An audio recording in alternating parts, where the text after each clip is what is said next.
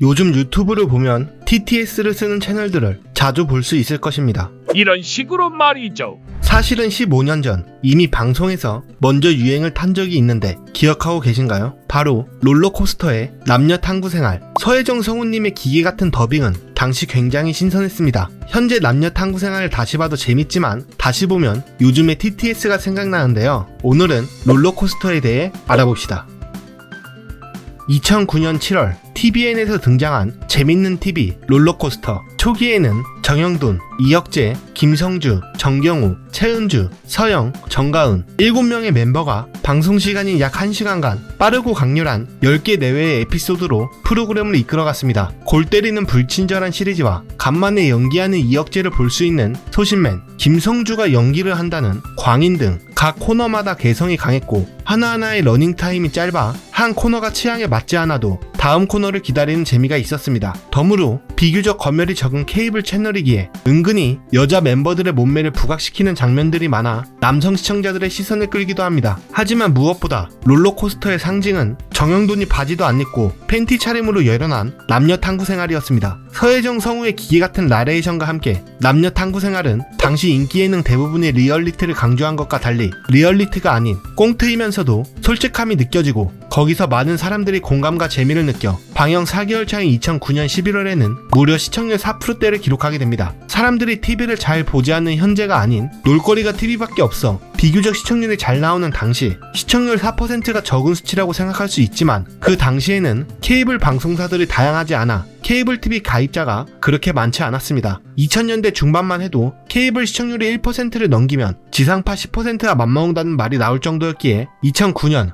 영화관 홍보까지 하고 방영을 시작한 슈퍼스타 K 1화의 시청률도 3%대인 걸 생각하면 시청률 4%면 굉장히 성공했다고 볼 수 있습니다. 하지만 시간이 흐르며 변화가 찾아옵니다. 이혁재는 룸사롱 폭행 사건으로 나가게 되고 정경호는 영화 스케줄에 있어 빠지게 되고 최은주 역시 새 남자에 캐스팅되어 빠지고 서영은은 스케줄이 겹쳐 격주에 한 번씩 출연하다가 하차하게 됩니다. 초기 주 멤버 중 다수가 빠지게 되었지만 역할도 적고 이름도 없는 작은 비중의 캐릭터 한 명이 떠오르게 됩니다. 남녀 탐구 생활 버스편에서 꽃사슴녀로 등장한 이혜인으로 그저 앉아만 있는 역할이었지만 뛰어난 비주얼 덕분에 팬들이 생기고 이후 고정 출연으로 자리 잡으며 정가은과 더불어 간판 여배우로 거듭납니다. 그러나 가장 큰 변화는 정가은의 하차였습니다. 2010년 7월 정가은이 과도한 스케줄로 인해 롤러코스터를 하차하고 이후 정영돈 역시 하차는 아니지만 일정이 많아 롤러코스터에서 얼굴을 자주 볼 수 없게 됩니다. 주역 두 사람이 빠진 롤러코스터는 점차 힘을 잃기 시작합니다. 제작진은 2011년 6월 정가은을 다시 불러들이고 정영돈이 함께 나서며 반등을 꽤 했지만 몇 개월 가지 못하고 2011년 12월 소재 고갈로 인해 종영 후 2012년 3월 재정비를 거쳐 시즌2로 돌아옵니다. 남녀 탐구 생활은 이름을 바꾼 한국인 탐구 생활로 돌아오고 여러 코너들이 생겼다 없어졌다를 반복하면서 포맷이 정비되는 가운데 한 코너가 기적적으로 반등을 일으킵니다. 바로 군대 시트콤 푸른 거탑. 첫 기획 당시만 해도 제작진과 출연진 모두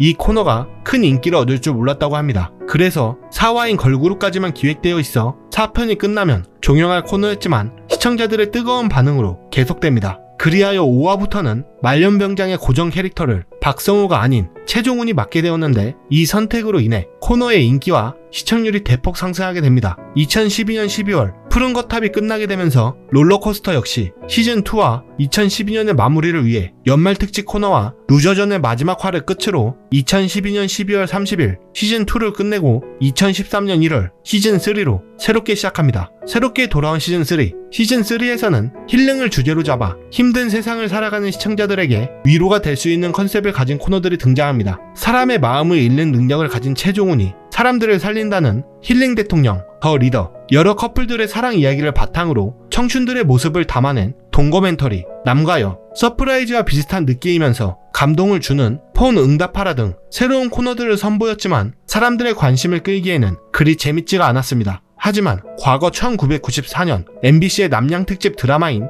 M을 패러디한 시트콤 나는 M이다가 5화에 등장해 히트하게 되며 시청률 1.17%를 찍고 그로 인해 나는 M이다 하나만 편성하게 되는 경우가 많아집니다. 특히 나는 M이다에서 막내딸 역할을 하던 박상은 배우가 큰 인기를 차지하고 있었는데 18화를 끝으로 학업 문제로 인해 하차하게 되고 박상은 배우의 하차 이후 인기가 떨어지며 21화 나는 애미다가 끝나게 됩니다. 나는 애미다가 끝난 이후 시청률은 계속해서 떨어지기 시작하고 2013년 7월 28일 롤러코스터 제로라는 이름으로 역대 코너들을 모두 모아 방영한 뒤 종영합니다. 그렇게 추억 속의 예능으로 자리 잡나 했더만 2020년 10월 롤러코스터 리부트라는 이름으로 다시 돌아옵니다. 새로 돌아온 롤러코스터는 과거 인기 코너였던 남녀 탐구 생활이 모두의 탐구 생활로 돌아오게 되고 문세윤이 야식을 즐겨 먹는 슬기로운 야식 생활, 당시 유행하던 MBTI의 인기의 편승에 가려는 코너인 MBTI 극장, 과거 MBC 드라마인 제5공화국을 패러디한 육아공화국, 그리고 카메라 구도와 리듬감 있는 편집으로 호평을 받았던 가족의 초상 5개의 코너가 있었습니다. 모두의 탐구 생활은 과거 남녀 탐구 생활과는 다르게 시대가 시대인 만큼 적나라함이 적어져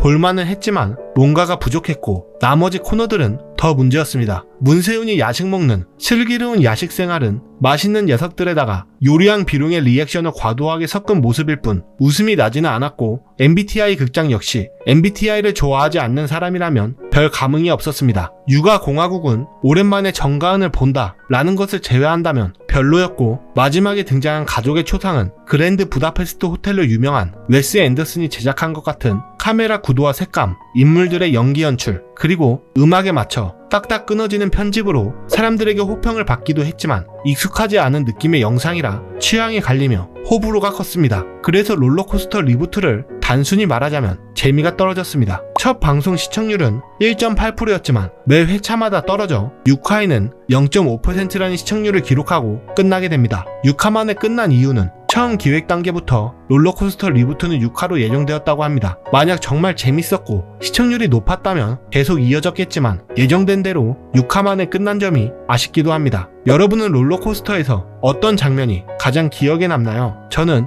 나는 애미다에서 조커로 등장한 동현이의 은밀한 사생활 장면이 가장 기억에 남네요.